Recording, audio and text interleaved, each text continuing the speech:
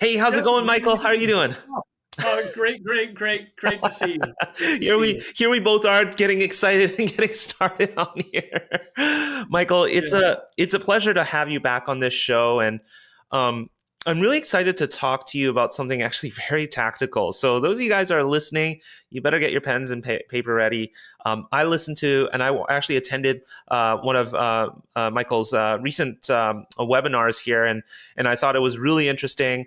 Michael, you are someone I find that is very creative. There's a few people that get really creative in the way that you dig for things and find things. So we'll get into that afterwards. But Michael, I've had you on the show a while ago now, and Right. you definitely have a lot of experience in real estate in general. But before we start getting into the tactical side of things, because we may not be able to dig up some of our old shows, and somebody's driving and listening to this right now, can you share a little bit about yourself and how did you get into the land space? I'll just give you a very brief background. Sure. In real estate for over 30 years, I won't date myself, but started off as an appraiser, built it into a nationwide appraisal company doing about 7,000 units a month. Sold it many years ago and started flipping houses in the San Francisco Bay Area, which was great. The market crashed in 2008, and I just needed a break.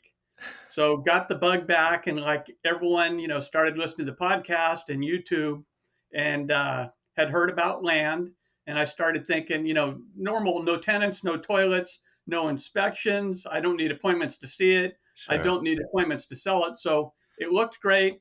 Did a mailing and bought the first lot for $100 and sold it 3 hours later for 1,000. There you go. And I think those that are listening here probably don't need too much more convincing of how amazing land is. It's definitely one of those things that get overlooked by a lot of people. In fact, a lot of house people, when they come over into land, they're like, what is this? Like, no, no structure? Really? So awesome. Thanks for sharing that, Michael. Now,